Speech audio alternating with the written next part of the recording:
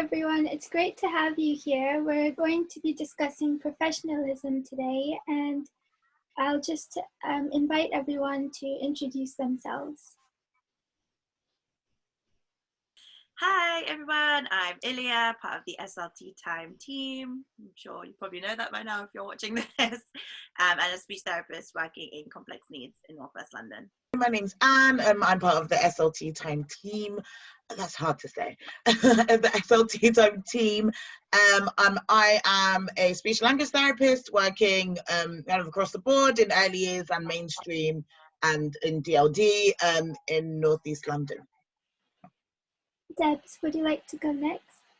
So hi, I'm Debs Harding and a speech and language therapist by background, but I've strayed way off that path, spent time in multi-professional management and later in education, and throughout all of that I've had a sort of growing interest in supervision in healthcare, and that was what the focus of my PhD was, which I completed in 2019. So I looked at supervision across the allied health professions.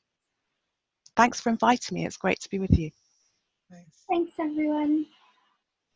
Just a quick intro, I'm Miriam and I work in mainstream schools, so I work in pediatrics, and I'm going to start off by talking about professionalism, and if we could just find out more about Debs, about maybe your view of professionalism. What do you feel that entails? So it's a huge topic, isn't it? And I think it's we sometimes muddle it up with things like professional identity as well, which are obviously all part of the mix. But for me, talking from my sort of personal, it's been great to be invited to think about it. So for me, I've been thinking how it's about how we use our professional expertise for patient benefit or for public benefit. That's kind of at the kind of core of it for me. So it's what we do with what we know in respectful, thoughtful, considered ways, and being open-minded and person-centered in the way that we apply our professional practice. So for me, that's kind of what I think about when I think about professionalism. Be interested to hear what other people think and how they define it.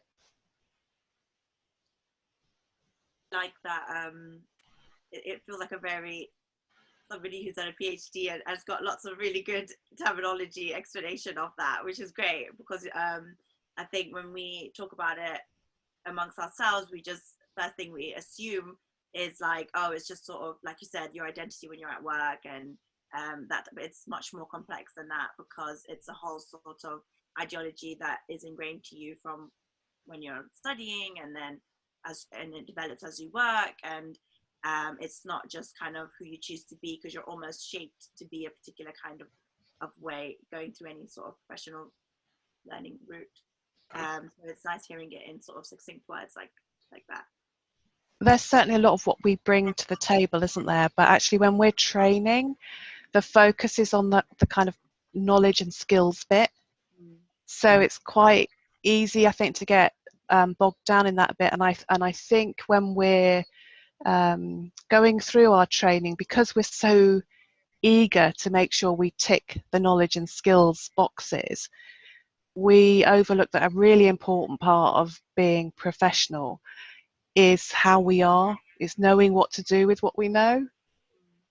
And that's the bit I think that sometimes we overlook, or we take for granted. Maybe we just take it for granted. I don't know what you think.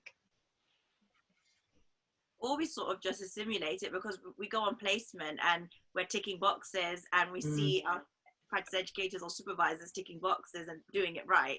So you sort of just want to be like that, and then you just end up making copy and paste of the same type of professional. I definitely, especially when I first qualified, tried to replicate a lot of behaviors and sort of things that probably I wasn't taught explicitly, but I had sort of absorbed as a student, and then assume that this is my professional identity as a speech therapist. I think even now it's like, so for me, it's my first year in the job, and like seeing the way people work around me, and like like how I've kind of absorbed that into my professional identity. And I think it sounds really weird, but I think at the moment I am a bit like, who am I? What do I want to be in the speech and language therapy world? And I think I've been thinking a lot about like, what is my, like, as a professional person, like, what does that actually mean for me? And like, how do I want that to present to the world and to the people that I work with? I think a lot of it has to do with like the kind of relationship you have with the people around you as a speech therapist and how you interact with them. And I think, yeah, when I think about professionalism, I do think of like that kind of thing and like the relationship that you have to build, because it is a different kind of bond. I was doing I was teaching about relationship today in a session in my DLD up, so that's why I'm like, let's think about all the different types of relationships there are. But like the professional relationship is like very different in that like you do have a duty of care, even more so than like any other, to keep someone safe. And I think as a professional, that's something that we have to think about as well, whilst also maintaining a level of like openness and friendliness and having that side of things as well. And I think it's interesting in speech therapy, as like I always say this, in like speech therapists are the nicest people, and like finding that balance of like friendliness but also professionalism. It's like a real, I think it's a fine line that I think speech therapists tend to hit like a lot of the time, but it's really hard to like define, I think. It's so interesting you picked that up, Anne, because when I was doing my research, I heard people talking about a friendly relationship, but not friends. And it's almost like we don't have a word that really captures what that is. So the closest we can come to is friend. And then that creates all sorts of confusion for us about, like you say, where's that line between being friendly professional and not overstepping that, and then into what friend really looks like. Yeah. I was also interested in what the two of you had said so far, about how we use the people we're training with, our practice educators and other professionals that we work with, as our sort of benchmark. So we're inspired by them, we replicate stuff we see them doing that we like. It makes you realize how visible you are professionally, that stuff's being picked up in quite an incidental way. But it also is, you know, the stuff that we think, crikey, I don't think I would absolutely never want to be like that, because not all the examples we see around us are that shiny. So it's interesting how we decide, how we pick which ones are the kind of professional model we want to go with, which is kind of what you were saying, Anne, about deciding what sort of professional I want to be. I really like where this discussion has started taking us off to, because we started with Deb saying that professionalism is kind of what you do, like what you do with the knowledge you have, and Ilya questioning whether it should really be focused on our professional identity, and Anne thinking about relationships. So that just shows us how multifaceted this topic of professionalism is. So that also brings us to discuss how different cultures have a different view of professionalism, and our cultures influence how we are as professionals.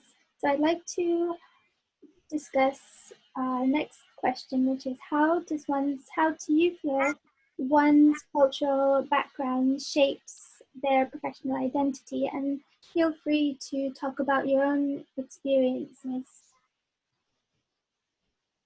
I think this is definitely something that I've been reflecting on a lot more recently, in terms of like through all the discussions we've been having, but through also discussions I've been having just with other people here and there. And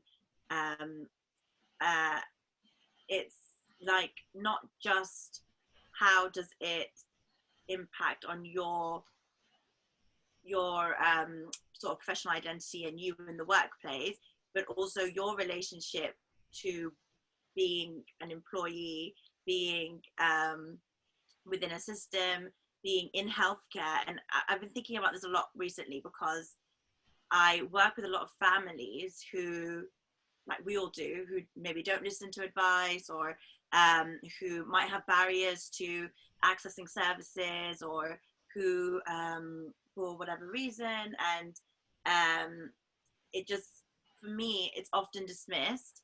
It's often just sort of like, oh, you know, this family is, you know, hard to reach, or do not attend, and this. And then, but when you delve deeper, a lot of those issues are around like migrant families coming and having a system which is really, this is probably really tangential, but it's stuff that I've been thinking about in terms of our whole, and my own personal relationship and my family's relationship with working, with being a professional, with being in healthcare, is all based on our interactions with it. So now me being on the other side of that system, is my interactions with families are often, they're conflicted and confused when they see me in that side firstly. So then I feel a bit like, oh, do I treat you like somebody from my community, or do I treat you as you're my client and I'm the professional and I'm the expert, because I'm not used to being in that position. I'm used to being in that position where you are. And so this whole thing of like, not like my cultural input is not just in terms of me as a professional, but like everything, all my interactions with my clients and with my system and with like all of that. So I've been thinking about that a lot recently. So obviously it really heavily impacts, and it's so holistic and so big, and there's so many influencing factors that to fully understand sort of you within a context, myself, I'm finding to find within myself within a context really difficult. I don't even know where to begin with trying to identify and define sort of where I stand in all of this. So it's really complex. Who's going next? What I'm thinking is stuff that I heard again in the research I did, and subsequently when I talked to practitioners. You know, we don't leave personal us at the door.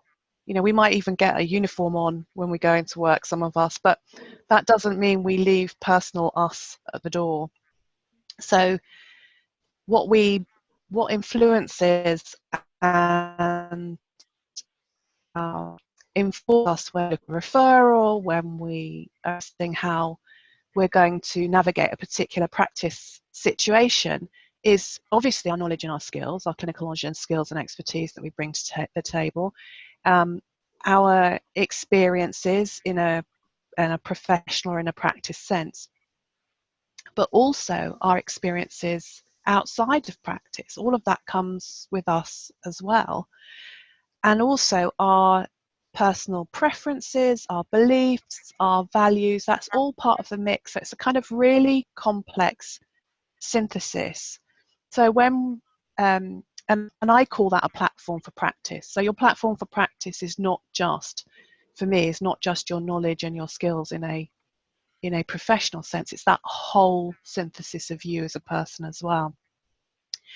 And I think when we're looking at a professional interaction or a clinical scenario, or a clinical encounter, we're foregrounding and backgrounding different things in that platform for practice according to what's in front of us. And as we get more experienced professionally, potentially we get more adept at which ones to bring to the foreground in a particular interaction, and which to kind of pay attention to not letting them dominate so much. So sometimes, and Ilya's given us some really nice kind of context about that, sometimes the stuff that is about you personally and your life outside of practice is stuff you really foreground and is really helpful and useful. But there might be other times when you're just paying attention to that a bit more and thinking, you know, what's the right thing to influence how this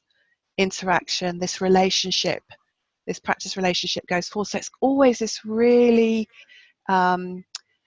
sophisticated balancing of those different parts of us professionally and personally that comes into the practice encounter.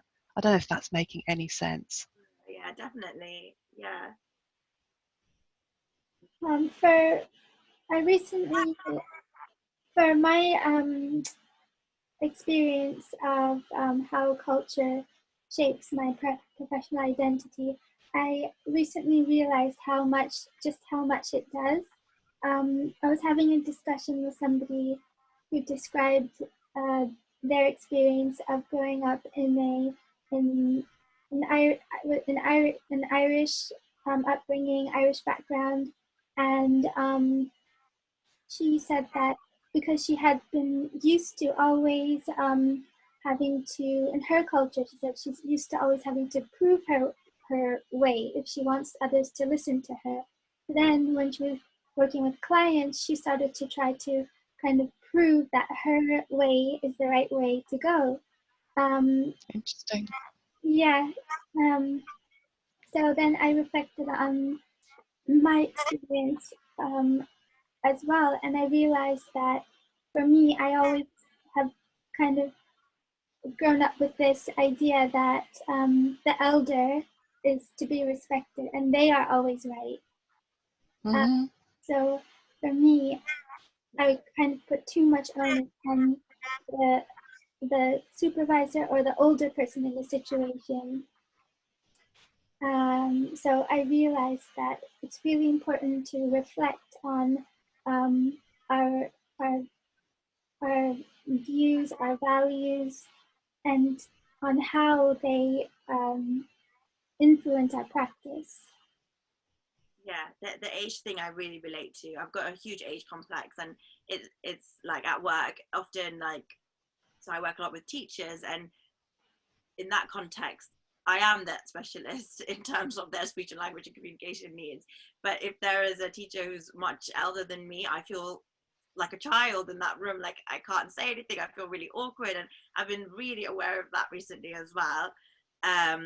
Particularly actually if they're somebody from like Black and ethnic minority background as well, more particularly, I don't know, I feel sort of like she's my auntie. There's this teacher in particular I have in mind, and recently I've been like, oh, auntie's gonna tell me off if I tell her something. I don't know why, I've got this weird like hang-ups about my age as well, so I really relate to that as well, right? I was just thinking as well in terms of what we mentioned before about models and assimilating, and like as a student, I think it took a while for me to feel like I'm able to shape my professional identity into something based more on my own experiences, because like we said in the beginning, a lot of my models were a lot of my practice, a lot of my modeling, a lot of my professionalism was based on practice educators, lecturers, you know, stuff that I had been through as a student.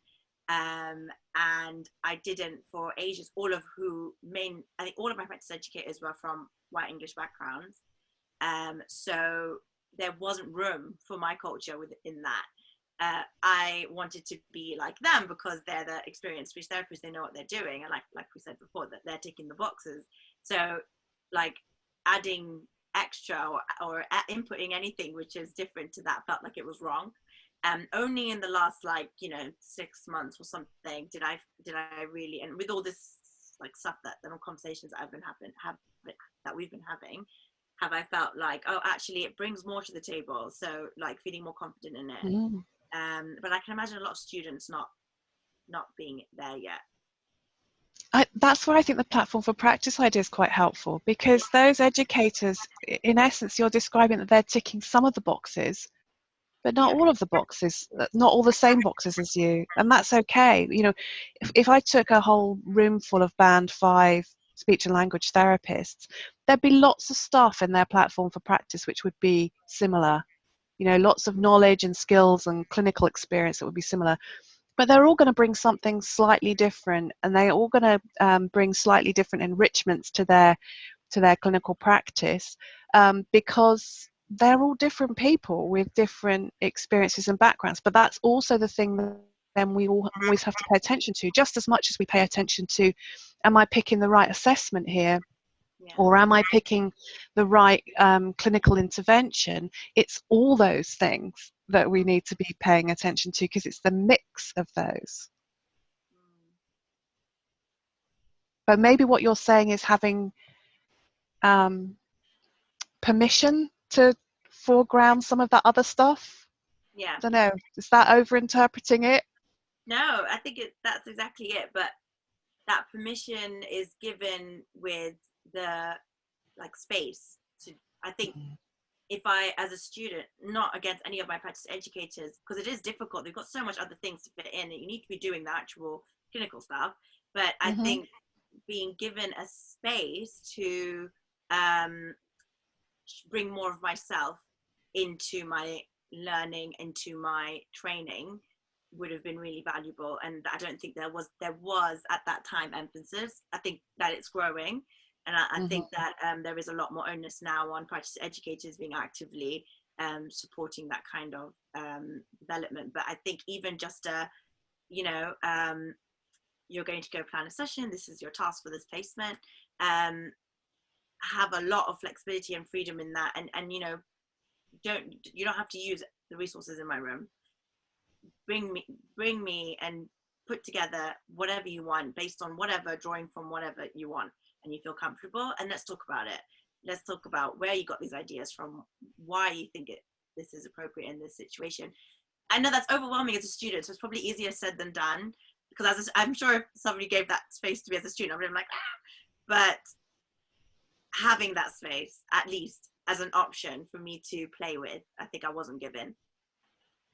I love that example, because one of my favorite practice educators was like that, and it was in like a complex needs school, and I was like terrified and like really stressed, because I was like, I don't know what to do, this is just so overwhelming.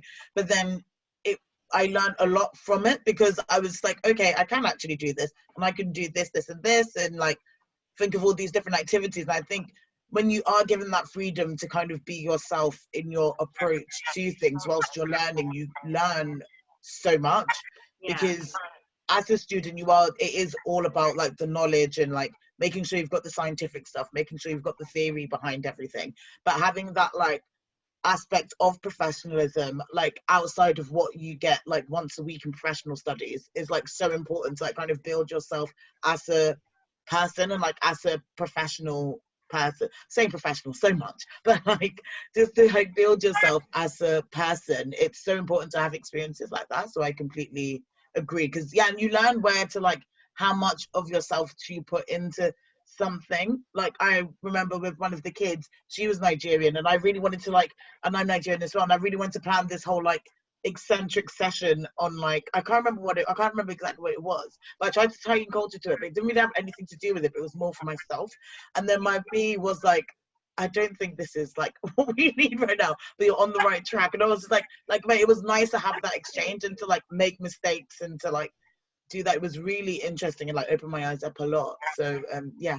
Great. But you know what's great about that is that that's really modeling and feeling and experiencing the uncertainty we all continue to feel as practitioners. So when I was talking to people for my research, it didn't matter if people have been qualified 6 months or 30 years.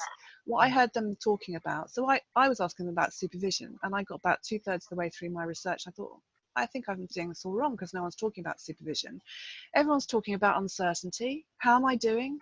Is it okay to be like this? Do I look like a band 6 physiotherapist, speech therapist? Is this what I'm supposed to look like? Is this what you expect me to look like? And people were concerned about that all the way through their career. But for some reason, we have got ourselves into a position where we feel our professional veneer must always be shiny. And we must always kind of look like some sort of clone of one another professionally. And it's when those chips or those personal things come, those things create uncertainty for us. So your educator was doing some great stuff there by giving you the space to feel that uncertainty, to know that that's part of being a practitioner, and to pay attention to it, so that you're thinking, is it okay to feel this uncertain? Is there a way to resolve this uncertainty? Is there a more certain way to practice? So I love that you had that opportunity to do that experimenting, because practice is a lot about experimenting. The professionalism for me is paying attention to the extent of that experiment and the extent to which, so this is what it sounds like your practice educator said back to you, you're you know, is this the right experiment to be having with the person, the family, the patient in front of me? So how much of me do I bring now, and how do I balance that all out? And that's incredibly sophisticated stuff, isn't it, to get right? Yeah. I think as well, like what your practitioner did was amazing for all those reasons. But I can imagine a lot of students being overwhelmed by it. And the reason is because I think as people from ethnic minority backgrounds, we cannot run away from that level of self-reflection and identification of our position in everything, right? So we have that. We are constantly reflecting on ourselves. What are we like? What are our personalities? What are this? Like, it's just ingrained in us because we're so othered that you have to know why, and why are we minoritized? Why is this? And you know, you can't run away from it. And I think for people who are like from white middle class backgrounds, or it's not something that is in the forefront of their daily reflecting. So then being given that space would just be like overwhelming. And for me, it's those people who have not had the opportunities to reflect at that level, and who have also not been allowed to understand other perspectives and been given opportunities to sort of broaden their understanding of lived experiences and all that, who need to develop that. And I think there is space within our training for that. Like you said, we have professionalism modules within the course. I don't think this type of things are really touched on. Like the root of really being able to practice in a way in which you are being culturally sensitive, or allowing bringing yourself to your practice, is having an understanding of what that is. So to do that, we need to learn how to do that, and how to identify what that self is that you're bringing, which probably is off topic, but I just think that there, within our professional identity and within our training, there is space for that, or there should be more so, because how can you bring a self that you've not really understood what that means? You know, everybody, and we are like you were saying, Anne, like you were bringing all this stuff, and you related to this client because they were from Nigerian background and stuff, so automatically we have that, like, you know, you know that that's self, that's me, I've got that too, I can bring that. So how do we foster that in every growing speech therapist? I mean, they need to learn this level of reflection and this level of you know, identification within themselves, looking in themselves, like understanding themselves and stuff. I think it's important as therapists to have that. So if you were designing that module, what would you like to see in it? I think like a lot of the conversations we've been having recently have been around where do you begin on this cultural competency journey, and blah, blah, blah, all this kind of stuff. Like, where do you start? Like, it's so overwhelming. And that seems like the root of all of those conversations always end up with just that basic level of acknowledgement. And it's just acknowledging your position in the world, and why your biases are the way they are, why your viewpoints and your opinions are the way they are.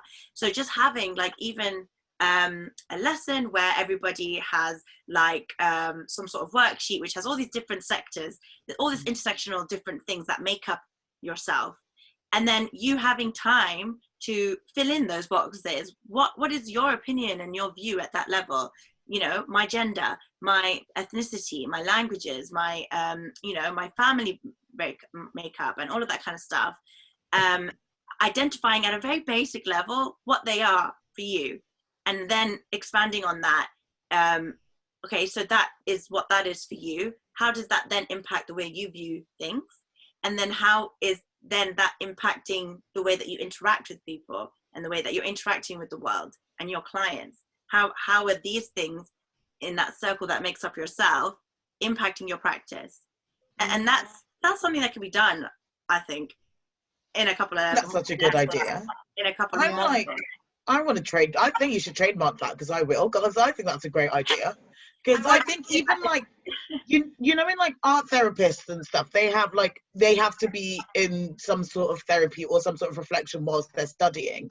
And I think whilst they're working as well. And I think it's that kind of ongoing like reflection time I think is definitely what's needed in speech language therapy, in line with like what we're talking about in terms of like developing your professional identity and thinking about those aspects like long term as well whilst you are studying. I think is really important. I love that idea. I'm thinking of like a little therapy, not like kind of like a therapy log or something. And like the ideas are just like bouncing off it. I love this.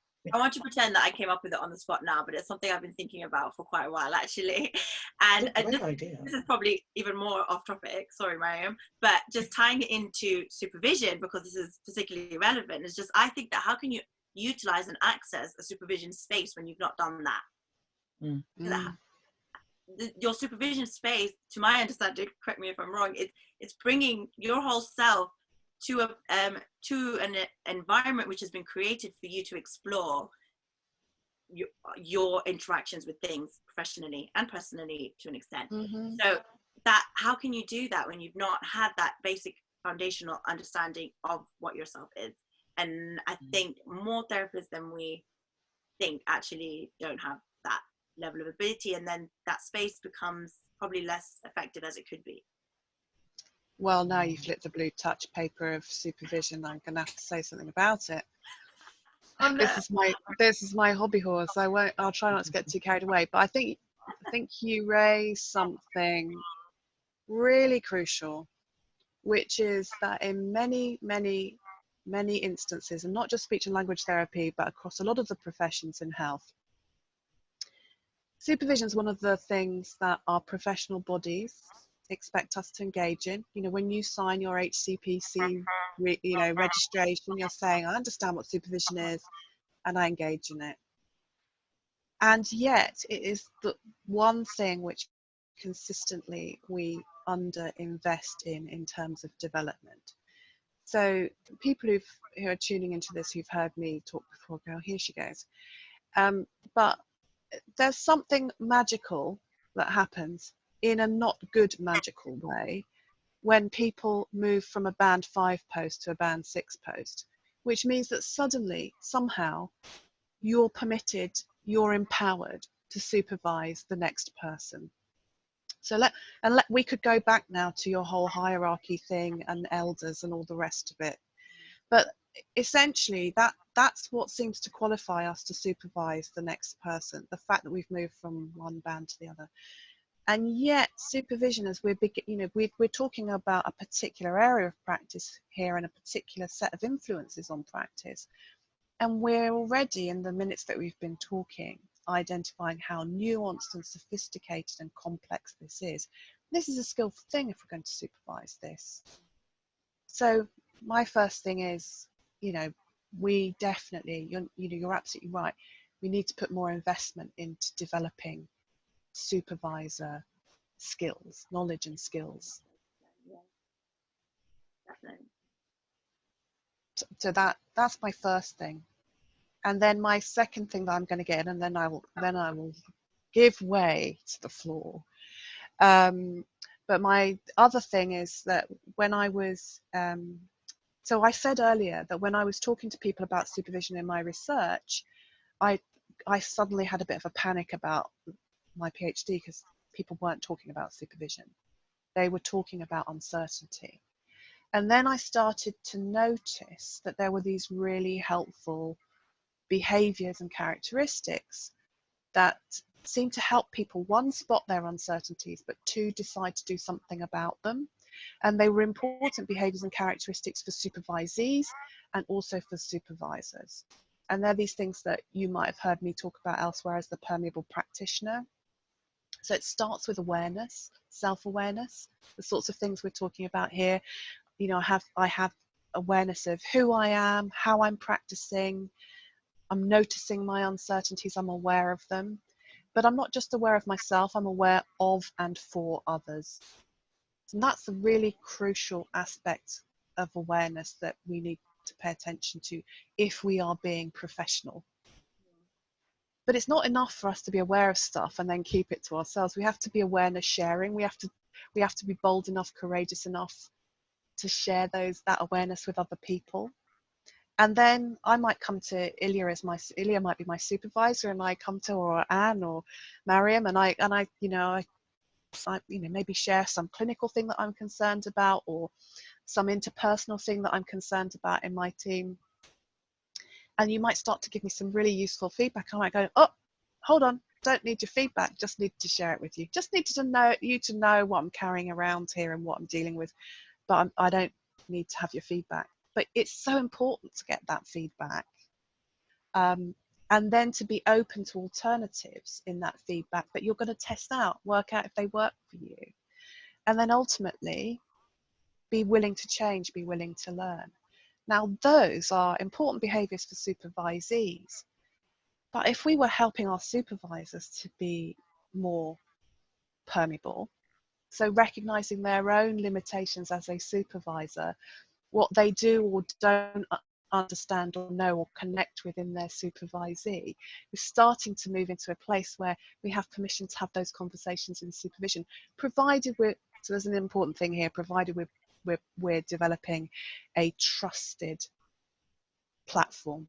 We feel safe and secure in that supervision space. Because the other thing I heard from people in my research was there's plenty of toxic supervision out there. And when that happens, we tend not to take our uncertainties there. We tend to think, oh, I know I'm not going to feel very supported by this supervisor or very connected to them. I feel like they're on a completely different page to me. So I'm actually going to keep my uncertainties to myself. And that's risky. So you see, you lit the blue touch paper. I had to go with that then. No, it's great. And I think what you said about understanding your limitations as a supervisor is exactly, again, developed through that level of self-awareness, like you said. So all of these skills are things that are so vital to us as therapists, and especially you know, I'm just speaking from my personal experience from being from ethnic minority background.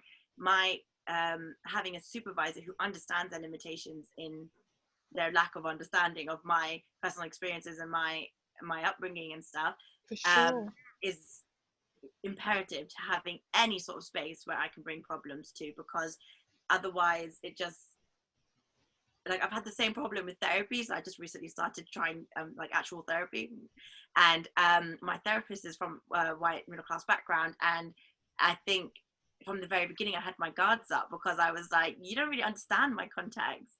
And I think what a good therapist does, and any type of therapist, speech therapist, like anyone that you speak to in this kind of context, needs that level of understanding of their limitations, and that comes from an understanding of self and yourself and your experiences and your biases. So not by implementing this in as students training and all that kind of, from a very early on level, and like you said, investing in it, we're building not only effective supervisees but also supervisors for the future.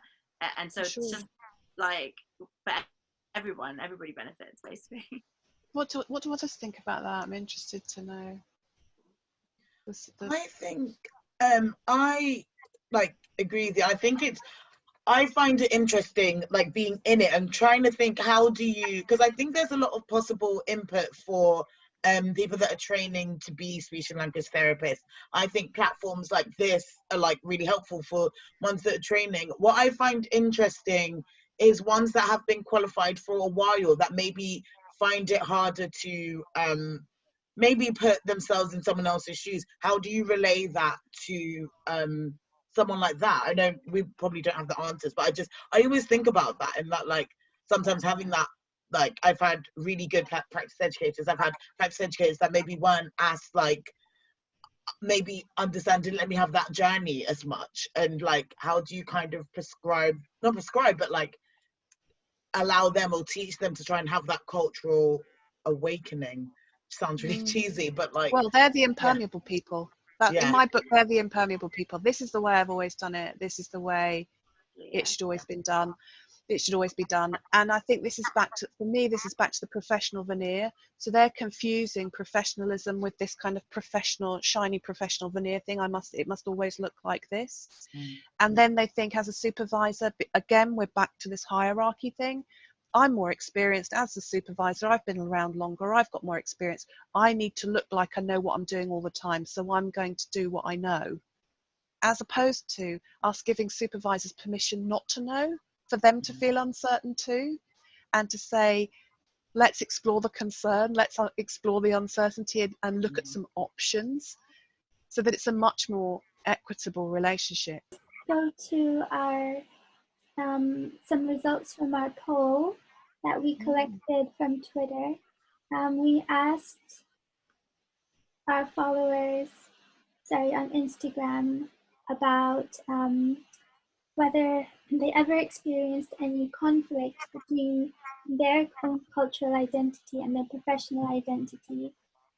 40% of the people who replied said yes, they had experienced some conflict, and 57% said no, they didn't experience conflict between their cultural and professional identity.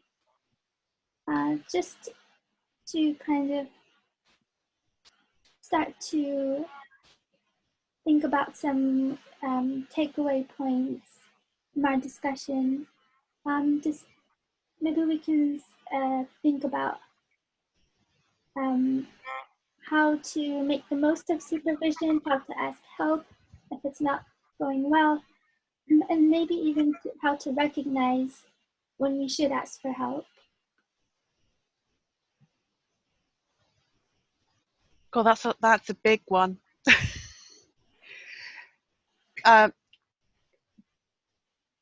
would say, well,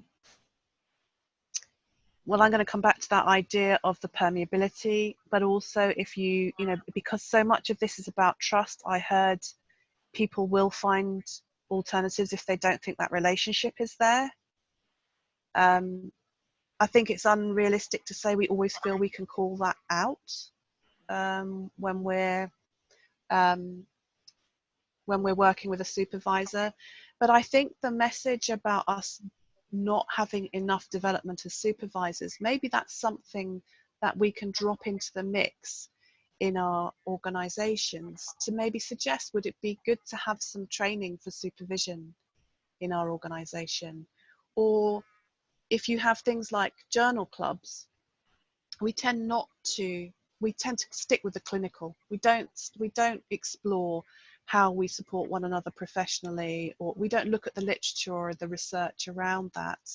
You know, are there some tiny little experiments we could have that model what better could look like, that mean we don't necessarily, particularly if we don't feel that courageous enough or supported enough to address those sorts of challenges you've described, Mariam. Maybe one way is to do that by encouraging our organisation to think about developing its supervisors. I don't know what people think about that. Yeah. I think it kind of goes in line with Ilya's point about thinking about like who you are as a person. I think whether you're a supervisor or a supervisee, I think it's so important to have an idea of who you are and kind of what you want from a particular relationship and what you want for yourself as a practitioner. Like I know that I think it's this thing of like, as like women, every minority women, have to spend, like we spend a lot of our time like questioning ourselves, trying to figure out who we are. And like, so I do kind of have an idea of how like my race and my gender and my sexuality and like everything builds into who I am. But I feel like not everyone gets the chance to explore that as much. And I think it's really important to kind of like have that space to reflect and actually think about who you are and how that builds into your personality and how that builds into you as a professional, how that builds into you as a person, how that two intertwine. I think it's so important to like stop and figure out what your cultural kind of identity within whatever spheres you are in, like what that actually is. And I think a lot of people don't get a chance to actually think about that. So I think, yeah, more space to kind of reflect and think on that, I think is really important. Mm-hmm. I think in terms of the conflicts that you were saying, and you said in the poll that whatever, a very high percentage of people felt conflicted in terms of their personal and professional identity, cultural and professional identity.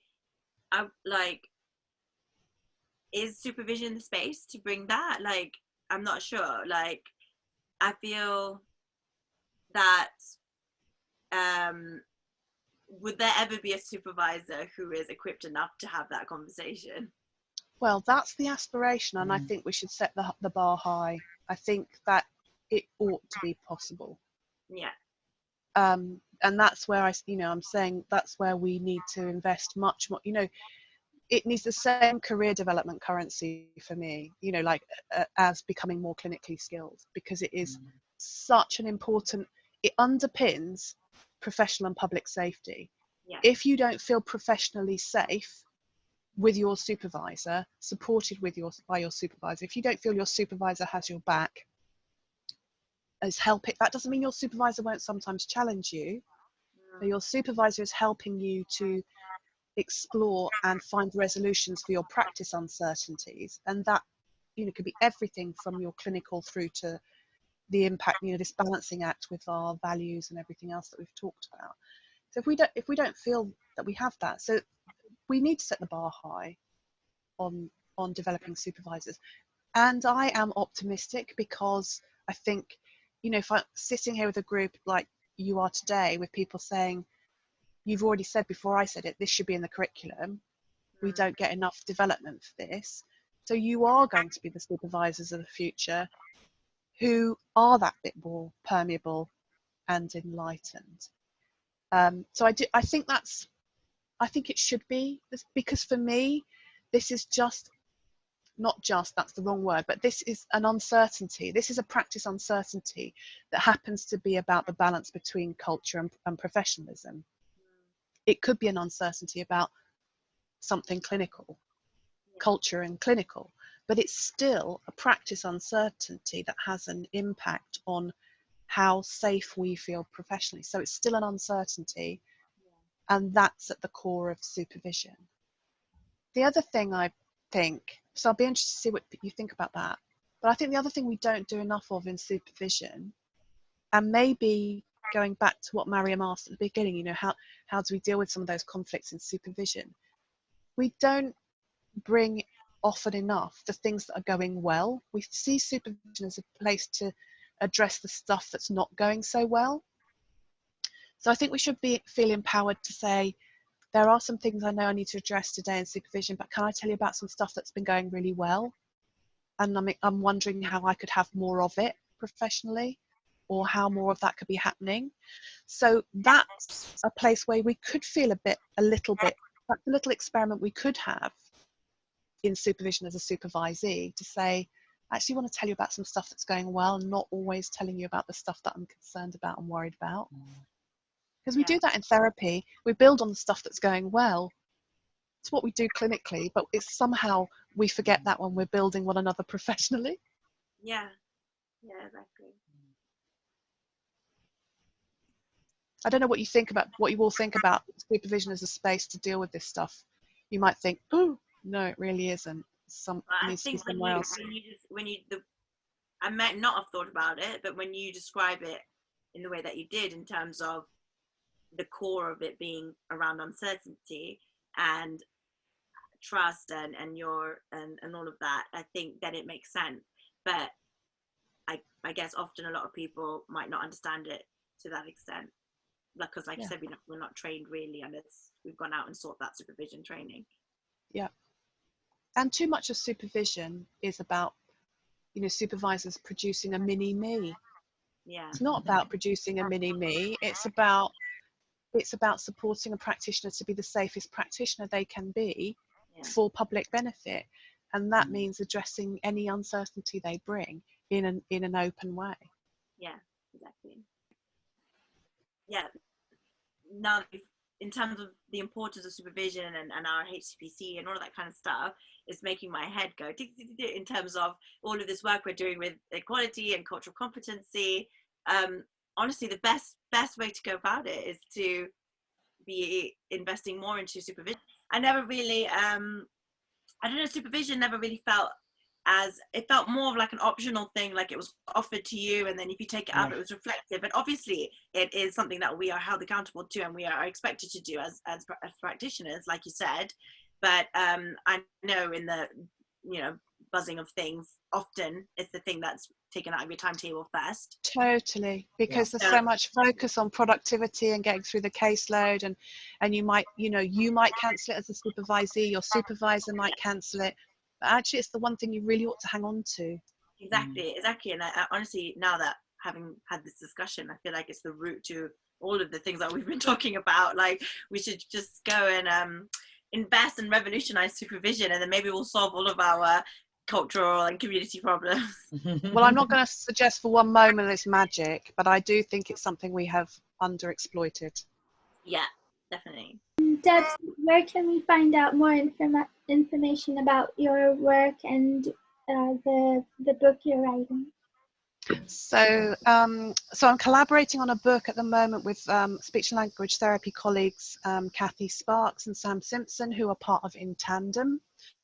So you can, I'm sure if you Google In Tandem, you will find their great courses in supervision, and they very generously invited me to join them as part of that collaboration. And we really want to collect together first-hand stories, accounts, experiences of supervision from across speech and language therapy. So predominantly we're looking at it for colleagues in speech and language therapy, but everything from how do we supervise the acquisition of complex skills through to the sort of stuff we've talked about today, really.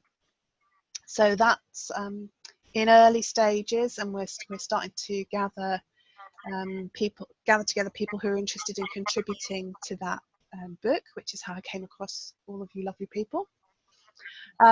You can find me at Kingston and St George's University of London, so you can find me in the Faculty of Health, Social Care and Education. So if you Google Dr. Debs Harding at Kingston, you'll find me there. They're free resources that are the things that I often get asked about from my PhD, and that's thepermeablepractitioner.com. Great. We will see you all next time. Thank you for listening.